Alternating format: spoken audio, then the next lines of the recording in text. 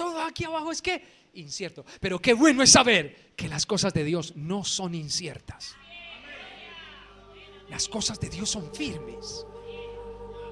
Y lo mejor que usted y yo podemos hacer es involucrarnos en los negocios del Rey, porque sabemos que las cosas que dependen y que hacen parte de los negocios del Rey son firmes y son estables. Pero todo lo que hay aquí abajo, diga conmigo, es inestable.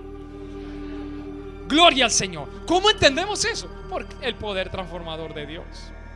Y uno se goza, nos alegramos, porque el segundo privilegio que Pablo describe, gloria al nombre del Señor, es que, alabado Dios, habla de un traslado, de un movimiento, de un estado a otro estado, de una condición de cosas a otra condición de cosas.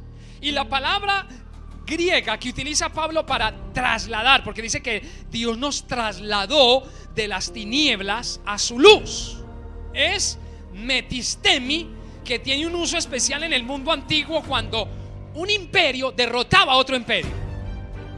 El imperio vencedor se quedaba con todo, el botín, las armas, recogía todo y se traía todo, hermanos. Entonces, las posesiones del otro imperio pasaban a ser del nuevo imperio. Y Pablo ilustra con esa palabra griega lo que el Señor ha hecho con nosotros. Nos libertó, nos rescató y nos sacó de un estado o de una condición miserable, oscura, de esclavitud, para colocarnos en un lugar de privilegio, para colocarnos en un lugar de bendición. Entonces, para el que no ha sido tocado por el poder transformador del Espíritu Santo, las cosas de Dios son aburridas. Aleluya. Por eso ese joven le dice: otra vez para la iglesia.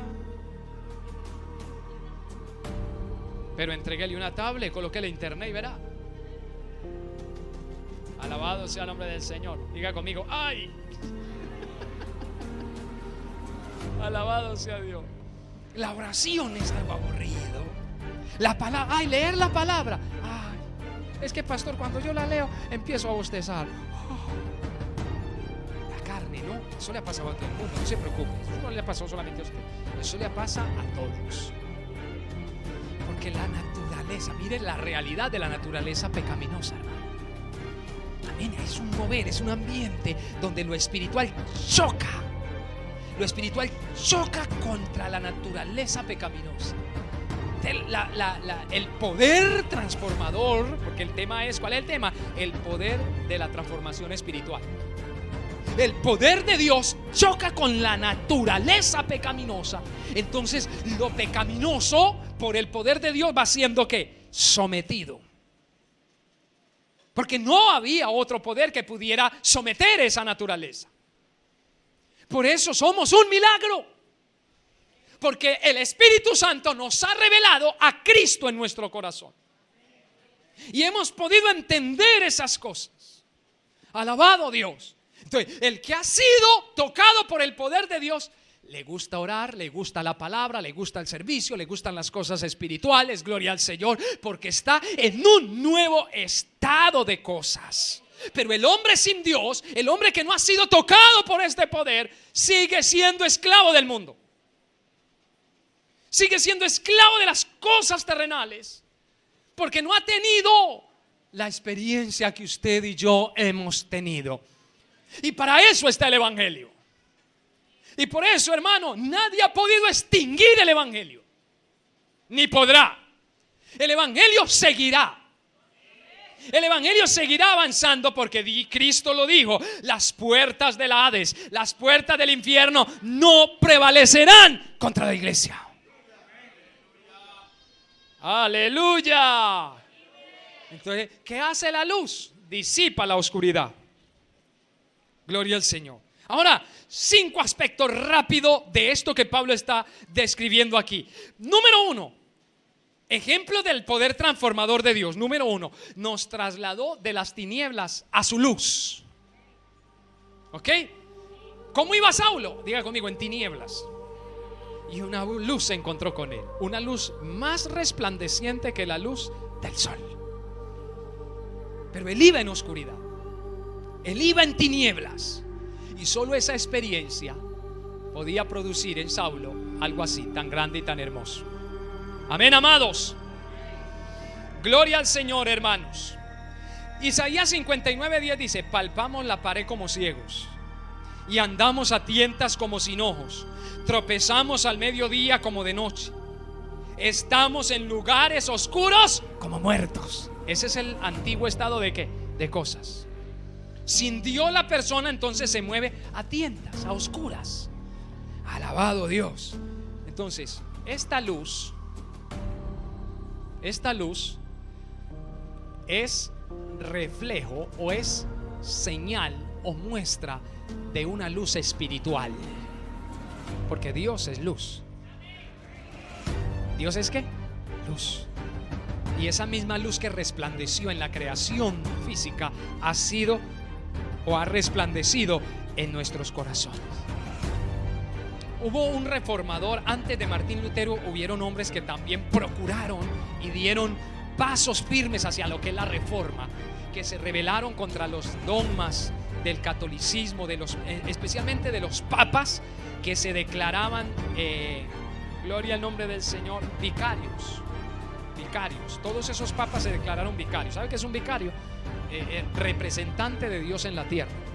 Y la Biblia habla de un solo vicario. La Biblia habla del Espíritu Santo de Dios. Dijo Cristo: yo me voy a ir, pero os enviaré otro ¿qué? Otro papa, otro consolador, y estará con vosotros todos los días. El verdadero vicario de Dios actualmente, ¿quién es?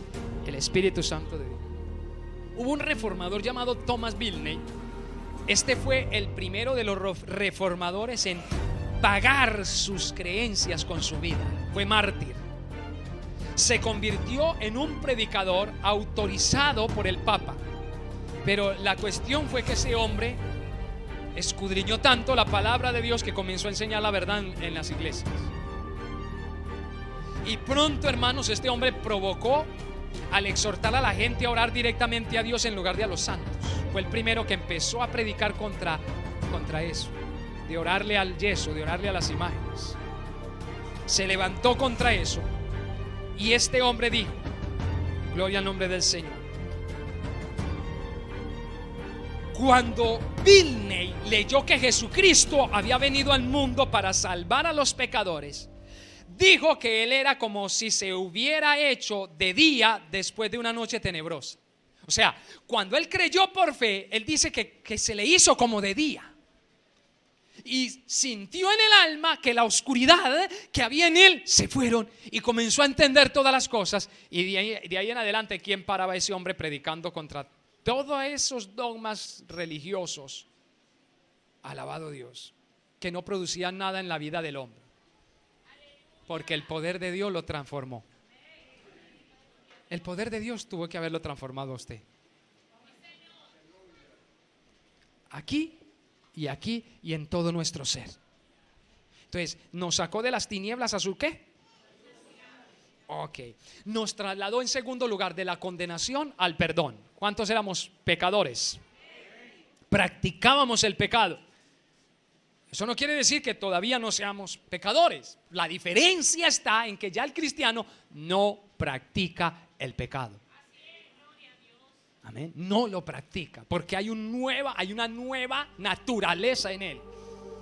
San Juan 8:34, Jesús le respondió: de cierto os digo que todo aquel que hace pecado, esclavo es del pecado, y el esclavo no queda en la casa para siempre, el Hijo sí queda para siempre. Así que si el Hijo os libertare, seréis verdaderamente libres. Esa era la redención. Nos sacó de la condenación a su ¿qué? A su perdón.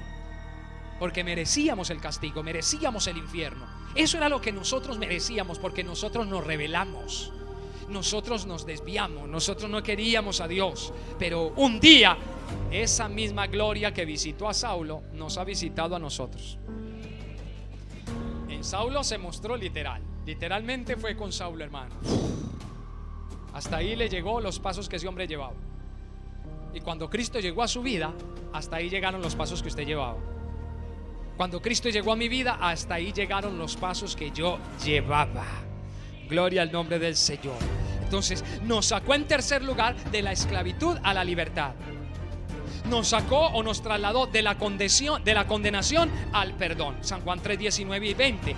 Y esta es la condenación, que la luz vino al mundo y los hombres amaron más las tinieblas que la luz, porque sus obras eran ¿qué?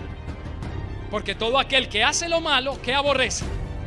La luz, y no viene a la luz para que sus obras no sean ¿qué? Reprendidas. Y me llama eso la atención. No viene a la luz para que sus obras no sean ¿qué? Reprendidas. Alabado sea el nombre del Señor. Entonces, hermano, mire, el evangelio de cierta manera sí ofende. Diga conmigo amén. El evangelio ofende al pecador, porque el evangelio predica en contra del pecado. El evangelio confronta al pecado. El evangelio confronta a la persona que anda en malas ¿qué? Cosas. Por eso es que Cristo dice que no quieren venir a ¿qué? A la luz. O sea, escuchan el evangelio. Cristo está hablando de aquellos que escuchan la palabra, que escuchan el evangelio. Hasta ahí. Alabado Dios. ¿Por qué? Porque no quieren venir a la luz, porque entonces saben que van a ser ¿qué? Reprendidos. Pero la misericordia y la gracia de Dios es tal que Cristo no vino para condenarnos, gracias a Dios, porque si Cristo hubiera venido para condenarnos no estaríamos aquí. Cristo vino para rescatarnos. Y la luz vino al mundo no para condenarnos, porque aunque el evangelio confronta, no condena. Esa es la diferencia. ¿Sabía usted que Dios no manda a nadie al infierno? Dios no empuja a nadie al infierno. El hombre escoge irse solo. El hombre mismo determina irse allá, pero Dios no quiere que el hombre se vaya allá. Y los pasos que llevábamos eran pasos de muerte. La Biblia dice en Proverbios: hay caminos que al hombre le parecen derechos, pero su fin es camino de muerte. Entonces, ¿merecíamos la condenación? Sí. ¿Merecíamos el castigo eterno? Sí. Pero el poder de Dios nos salvó. El poder de Dios nos rescató. Ahora Romanos 8:1 dice: ninguna condenación hay para los que están en Cristo Jesús.